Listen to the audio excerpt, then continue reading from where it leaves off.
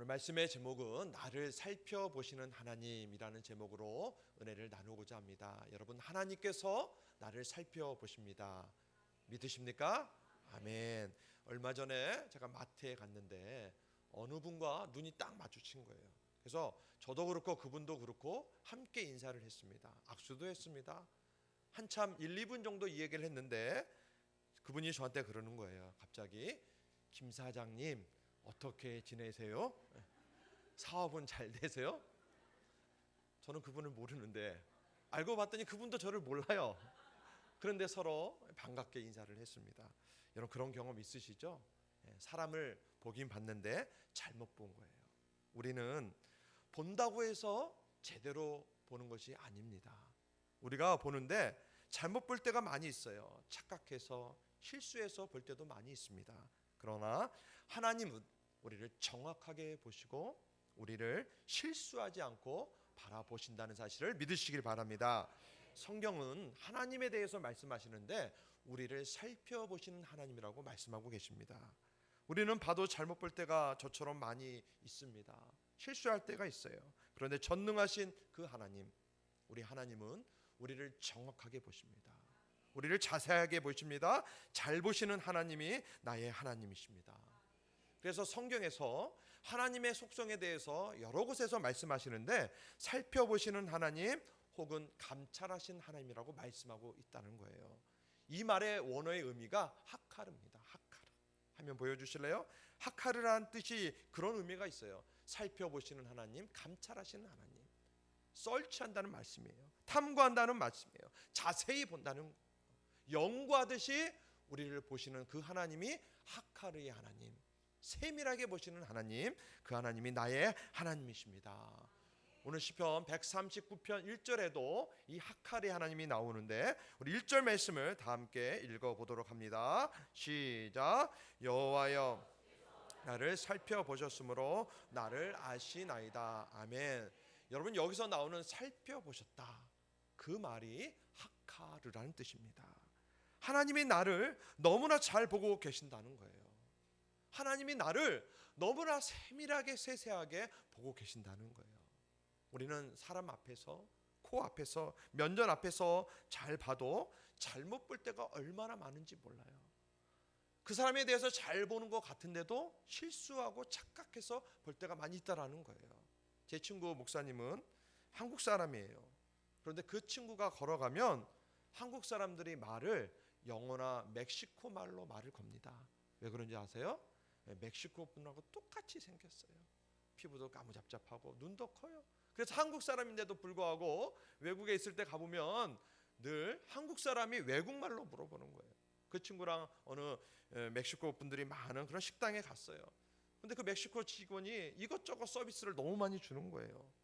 근데 그 친구한테, 제 친구한테 그 직원이 그렇게 말하는 거예요. 야, 너 친구 한국 사람인 것 같은데, 그 말을 듣고 있는 그 친구도 한국 사람인데, 야, 너 친구 한국 사람인 것 같은데 잘 챙겨주라.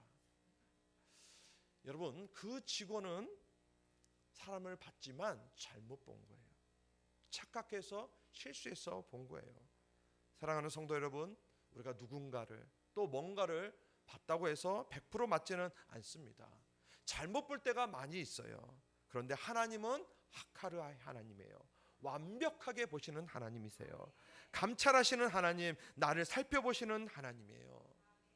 그렇다면 여러분, 이 살펴보신다는 말의 의미가 무엇인지 오늘 본문을 통해서 함께 은혜를 나누고자 합니다. 본문 139편 1절 말씀, 시편에 있는 말씀 이렇게 기록합니다.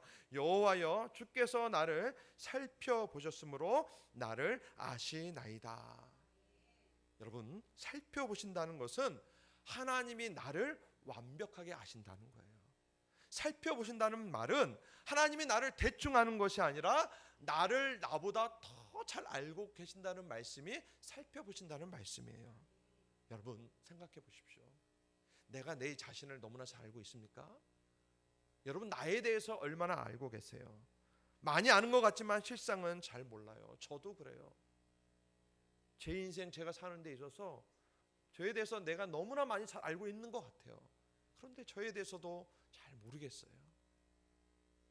중국집에 갔는데 늘 똑같은 일이 반복돼요. 짜장면 시켜놓고 후회합니다. 짬뽕 시킬걸.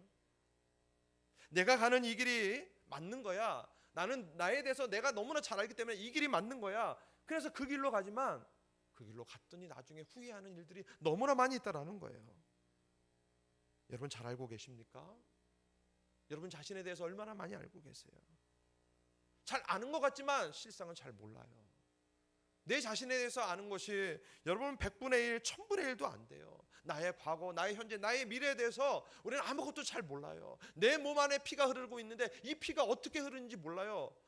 내 몸 어디 구석이 지금 막혀 있는데 몰라요. 내 마음, 내 생각 잘 몰라요. 인정하십니까? 여러분 교만이 뭔지 아십니까? 내가 나를 잘 안다고 생각하는 것이 교만이에요. 내가 그 누구보다 나는 잘 알고 있어. 나에 대해서 난 알고 있어. 여러분 그 생각이 교만이에요. 그 마음속에는 하나님이 들어갈 여지가 없습니다. 왜요? 내가 나를 잘 알고 있는데, 내가 어떻게 해야지 이 어려운 길 풀려날 수 있는데, 내 마음대로 내가 할 수 있다고 생각하니까 하나님이 들어갈 수가 없어요. 여러분 아시기 바랍니다. 나는 나를 잘 몰라요. 내가 나를 알고 있다는 그 생각은 교만이에요. 그런데 하나님은 내가 모르는 것까지 다 알고 계십니다. 하나님은 내가 생각하지 못하는 것까지도 하나님은 다 알고 계세요. 여러분 그 말씀이 오늘 시편 139편 1절에서 4절의 말씀의 고백이에요. 우리 한번 다 같이 길지만 합독해서 읽어보갑니다. 시작. 여호와께서 나를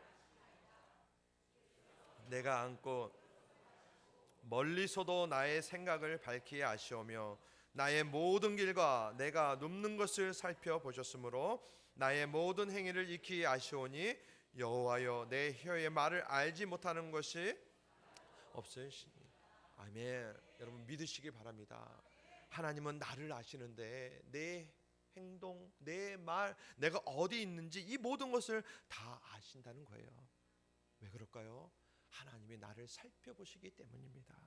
우리를 학하르하시기 때문에, 우리를 세밀하게 자세하게 보고 계시기 때문에 나를 아신다는 거예요. 그러기에 그분이 나를 어떻게 하실까요? 내가 어디 있는지를 알기 때문에 하나님이 나를 인도하시는 거예요. 하나님이 그래서 나를 인도하는 거예요. 내가 어디 있는지를 알기 때문에 인도하는 거예요. 여러분 다윗의 고백 시편 23편 1절 2절의 말씀을 보겠습니다. 제가 읽어드립니다. 여호와는 나의 목자시니 내게 부족함이 없으리로다. 그가 나를 푸른 불밭에 누이시며 쉴만한 물가로 인도하시는도다. 여러분 하나님은 내가 어디 있는지를 아세요. 저곳에 먹을 것이 없구나. 저곳에 풀이 횡하구나. 그런데 저 앞에 사망의 음침한 골짜기가 있구나. 그러나 그걸 넘어가면 푸른 풀밭이 펼쳐져 있다. 쉴만한 물가가 그 앞에 있다. 하나님은 내가 어디 있는지 그 위치를 아시고, 그리고 그 사망의 음침한 골짜기 넘어 어떤 풀밭이 있고 어떤 쉴만한 물가가 있는지를 우리 하나님은 다 알고 계십니다. 내가 어디 있는 곳을 아세요. 내가 어디로 가야 할지도 알고 계세요. 그래서 주님이 나를 아시기에 인도하십니다. 여러분 하나님은 나를 아시는데 내가 어디 있는지를 알 뿐만 아니라 내 생각, 내 마음도 알고 계신다는 사실이에요. 여러분 생각해 보십시다. 내 생각, 내가 내 생각, 내 마음대로 조절하는 분 계십니까? 내가 내 생각이기 때문에, 내 마음이기 때문에 내가 마음대로 조절할 수 있어. 여러분 내 생각을 내 마음대로 조절하면 누가 자살합니까? 내 생각을 내 마음대로 조절할 수 있다면 나도 주체할 수 없는 그 화를 어떻게 내겠습니까? 요즘에 끔찍한 소식들이 많이 들려요. 몇 달 전이었죠. 파주에 사는 모녀가 제주도에 갔습니다. 그 먼 거리를 비행기를 타고 갔어요. 아이가 3살이었어요. 그 3살 난 아이를 이불로 싸맨 다음에 바닷물에 던졌어요. 그리고 자기도 물에 빠져서 숨 거두었어요. 여러분 생각해 보십시다. 내가 내 마음, 내 생각 마음대로 조절할 수 있다면 어떻게 그런 일을 할 수 있겠습니까? 안 되는 거예요. 어떤 기업의 회장님은 분을 이기지 못해서 참지 못해서 직원에게 욕을 하고 온갖 나쁜 짓, 폭행, 폭언 다. 내 안에 일어나는 이 화를 내가 조절할 수 있으면 그렇게 어떻게 할 수 있어요? 그러니까 그분들이 늘 끝나면 후회하잖아요. 그때 죄송했습니다. 여러분 가만히 생각해 보십시오. 내 생각이지만 내 마음대로, 내 의지대로 할 수 없어요. 내 마음 생각을 조절할 수 있다면 그런 끔찍한 사고가 나겠습니까? 기억하시기 바랍니다. 내가 어떻게 할 수 없는 생각들, 내가 내 스스로 제어할 수 없는 그런 것들 나를 붙잡아 주시고 고쳐 주시고 하시는 그 하나님이 바로 나의 하나님이라는 사실이에요. 왜 그럴까요? 나를 잘 알고 계시기 때문에. 그러므로 성경은 그 하나님을 향해서 이렇게 하라고 말씀하십니다. 빌립보서 우리 4장 6절 말씀, 중요한 말씀 한번 읽어보도록 합니다. 시작. 염려하지 말고 다만 모든 일에 기도와 간구로 너희 구할 것을 감사함으로 하나님께 아뢰라. 아멘. 여러분, 염려는 내가 안 한다고 해서 안 생기는 것이 아닙니다. 우리가 이 땅을 살아가다 보면 수많은 염려가 나를 공격해요. 그런데 하나님께서 그러한 우리의 생각과 마음을 아시고 우리의 마음을 붙잡아 주신다는 거예요. 이 말씀이 뭡니까? 그렇기 때문에 너의 모습 그대로 그 마음 하나님께 아뢰면 염려보다는 하나님께서 평안함을 주신다는 말씀입니다. 그런 경험 해보셨어요? 다 망하게 됐어요. 다 끝나게 됐어요. 사람들이요 나를 계속해서 막 공격을 하는 거예요. 수많은 것 때문에 나는 애워싸요. 근심 있고 염려가 있고 두려움이 있어요. 그럴 때 나도 모르게 내 안에 평안함이 생기는 거예요. 환경은 달라진 게 없어요. 늘 어려워요. 힘들어요. 그러나 내가 기도했더니 하나님께 아뢰었더니 하나님께서 나의 마음 가운데 평안함을 주시는 거예요. 환경이 바뀌는 게 아니라니까요. 내 주변이 바뀌는 게 아니에요. 내 주변의 사람들이 갑자기 착해지고 아니에요. 똑같아요. 그런데 내 안에 주시는 그 하나님의 평안함이 있어요. 그럴 때 우리는 찬양합니다. 평안을 너에게 주노라. 세상이 줄 수 없는, 그 다음 찬양이 중요해요. 세상이 알 수도 없는 평안. 여러분, 세상이 알 수도 없는 그 평안함이 내 안에 있어요. 여러분, 세상 사는 것이 만만치 않습니다. 우리는 늘 고통 속에 살아요. 나를 둘러싸고 있는 것이 불안이고 염려이고 근심이에요. 그럼에도 불구하고 하나님께서 주시는 그 평안함, 내 마음을 붙잡아 주실 수 있는 유일한 분, 그분이 나의 하나님이십니다. 여러분, 하나님이 나를 살펴보신다는 것은 하나님이 나를 아신다는 거예요. 그 하나님께 나아가시길 바랍니다. 그런데 더 나아가서 살펴보신다, 감찰하신다는 말의 중요한 의미는 나를 지켜주시고 나를 책임져 주신다는 거예요. 우리 시편 139편 9절 10절 말씀을 우리 한번 큰 소리로 읽겠습니다. 9절 10절입니다. 시작. 내가 거기서도 주의 손이 나를 인도하시며 주의 오른손이 나를 붙드시리이다. 아멘. 주의 오른손이 나를 붙드시리이다. 하나님은 나를 알 뿐만 아니라 나를 붙잡아 주신다는 거예요. 하나님은 나를 아시는 분이기에 나를 아시기 때문에 나를 붙잡아 주십니다. 만약에 하나님이 나를 모른다면 나를 붙잡아 주시지 않으세요. 그런데 하나님이 나를 알기 때문에 붙잡아 주시는 거예요. 그래서 예수님께도 이런 말씀을 하셨어요. 마태복음 10장 우리 29절에서 31절 말씀 다 같이 한번 한 소리로 크게 읽겠습니다. 시작. 참새 두 마리가 한 아사리온에 팔리지 않느냐.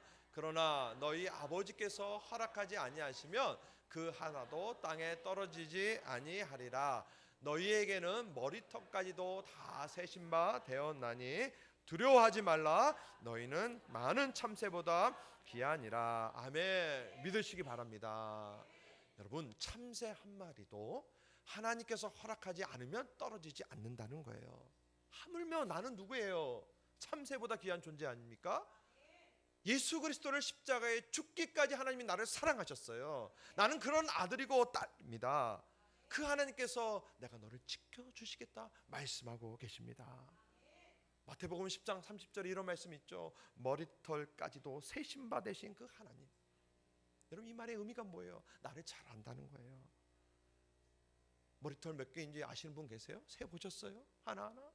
나는 내 머리털이 얼마나 있는지 잘 몰라요. 그런데 하나님은 알고 계세요.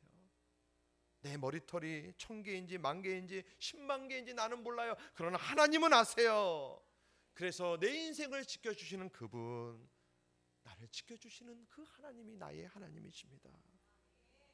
우리 인생 스스로 지킬 수 있습니까? 여러분의 자녀, 여러분이 낳았다고 해서 지킬 수 있습니까? 여러분 통장 안에 있는 그 돈 여러분 지킬 수 있어요? 직장 다니십니까? 그 일자리 여러분 마음대로 지킬 수 있습니까? 나는 안 돼요. 시대가 험악해지죠. 우리의 자녀들 24시간 365일 눈뜨고 지켜볼 수 없어요. 눈뜨고 지켜보고 늘 함께 다닌다면 어떤 사고가 일어나겠습니까? 그런데 우리는 지킬 수 없어요. 우리는 잘게 돼요. 우리는 졸게 돼요. 늘 함께 할 수 없어요.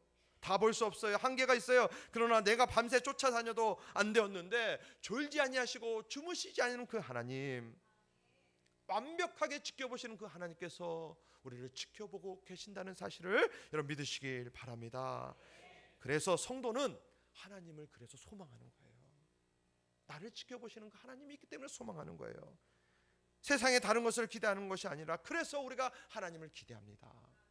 세상의 다른 것을 소망하는 것이 아니라 그렇기 때문에 우리는 하나님을 소망하는 거예요. 세상의 다른 것을 갈망하는 것이 아니라 그렇기 때문에 우리는 하나님을 갈망합니다. 왜요? 그분이 나를 너무나 잘 아시고 나를 지켜주시기 때문에. 그 하나님이 나의 하나님이고 우리 모두의 하나님을 믿으시길 바랍니다. 로마서 8장 우리 35절 36절 두 절 말씀을 봅니다. 35절부터 있습니다. 시작. 누가 우리를 환난이나 공고나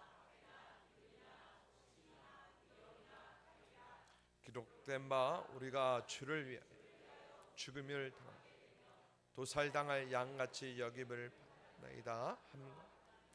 아멘. 여러분 이 말씀은 뭐냐? 우리의 삶 속에서 이런 일들이 일어난다는 거예요. 환난이 있어요. 고난이 있다라는 거예요. 박해가 있어요. 사람이 나를 배신해요. 나에게 고통을 줘요. 기근이 있어요. 못 먹고 못 살아요. 적신, 거지 같은 삶을 살 수도 있어요. 위협을 당할 수 있고 칼에 협박을 당할 수 있어요. 수많은 나를 위협하는 것들이 많이 있다라는 거예요. 그래서 마치 도살을 당한 양 같은 모습이 우리의 삶의 모습이라는 거예요. 사랑하는 성도 여러분, 우리가 이 땅을 살아가면요 반드시 이러한 일을 만나요. 아, 내가 잘 나갔는데요, 우리의 가정 행복한데요? 아니에요. 이런 일 만나요. 여러분 그럴 때 그것을 누가 이해해 주겠습니까? 내가 가정을 지키기 위해서 노력했어요. 우리의 가정 행복하기를 원해요. 근데 어느 순간에 무너질 수 있어요.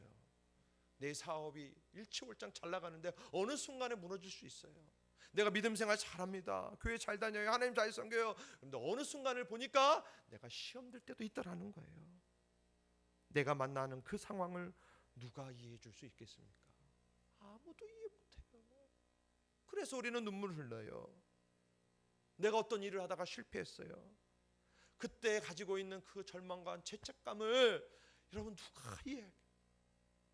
그래서 여러분 혼자 마음으로 삭히고 하나님 앞에 눈물로 기도하시잖아요. 여기 연세 드신 분들 많이 계십니다.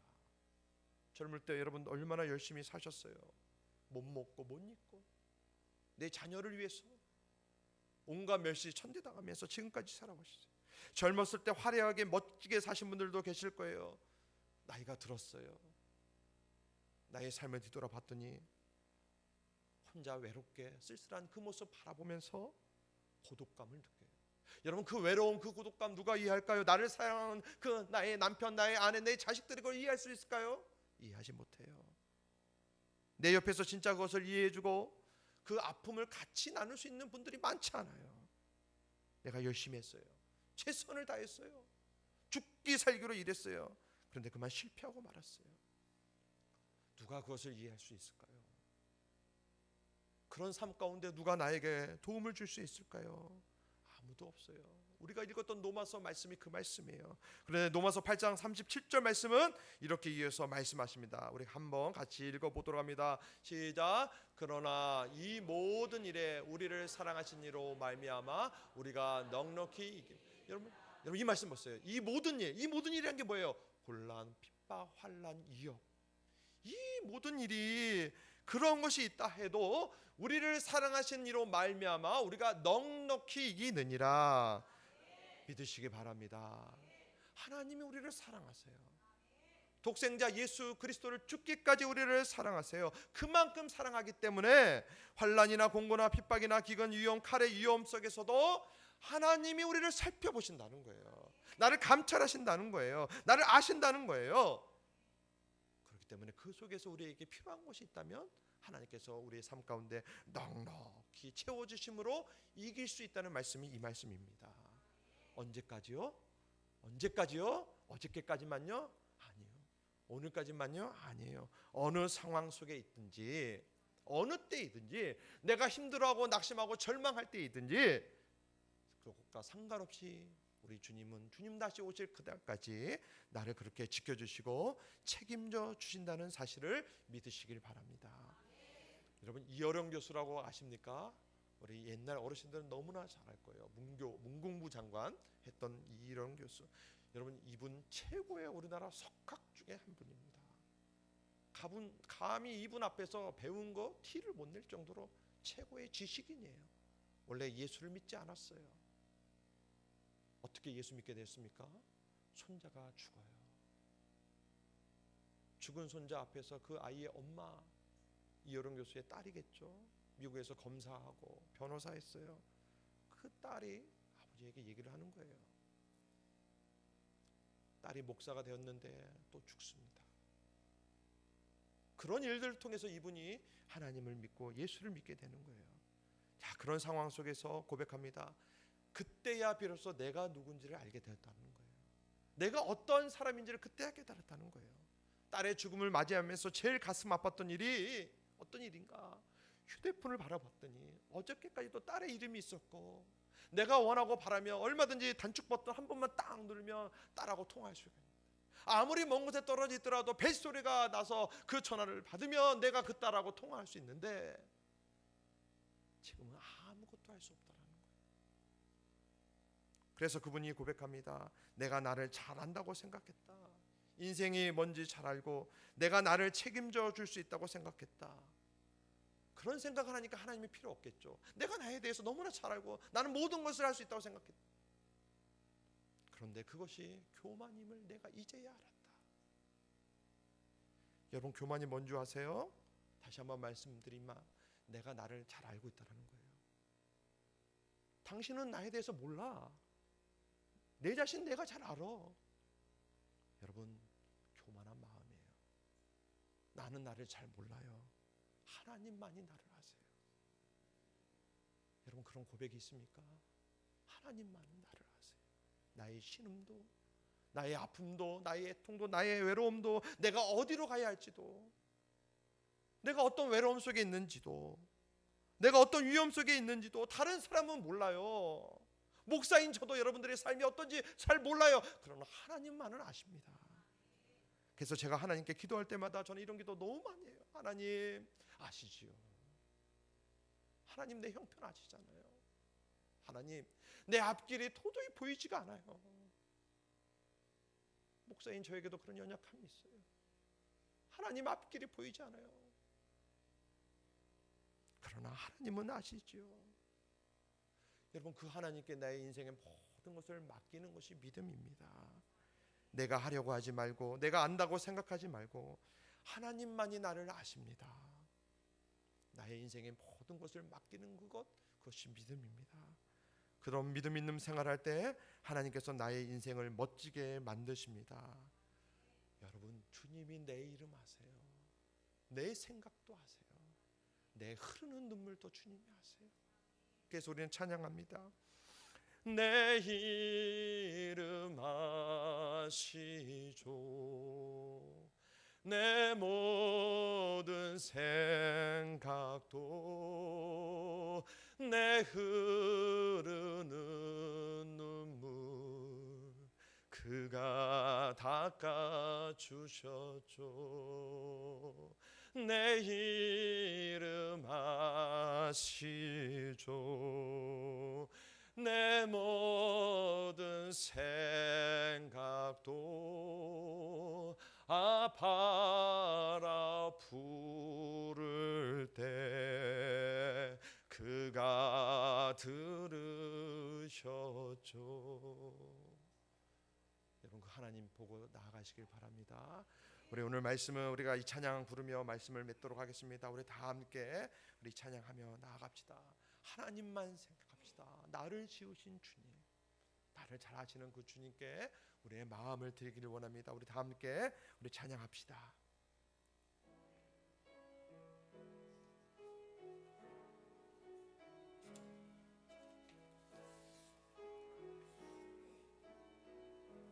나를 지으신 주님, 나를 지으신 주님, 내 안에 계셔, 내 안에 계셔.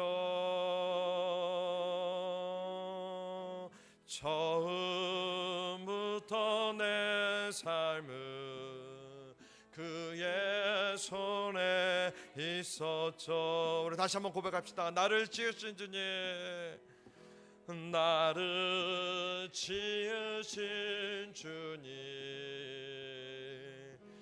내 안에 계셔.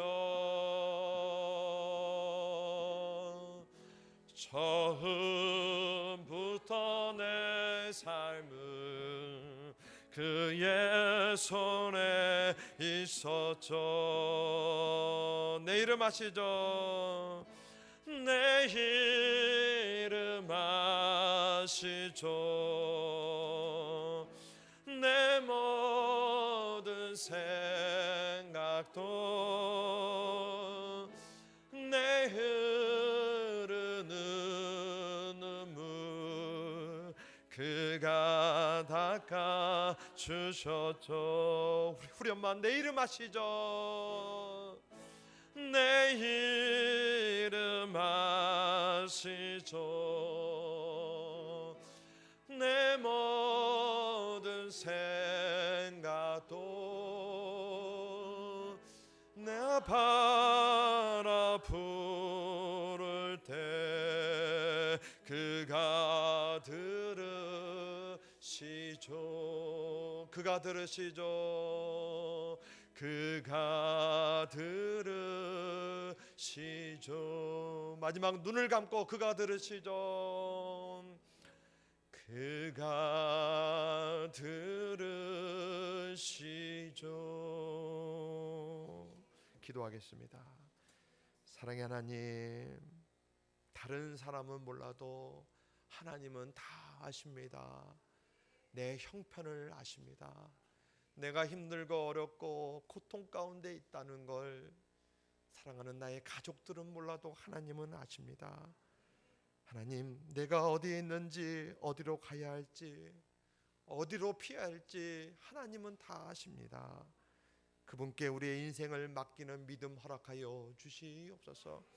이 시간에 마음이 아파서 상처나서 힘들어 예배드리는 자가 있습니다. 주님, 주의 피 묻은 손으로 만져주시사 회복의 은혜를 부어 주시옵소서. 감사하며 예수님의 이름으로 간절히 기도드리옵나이다. 아멘.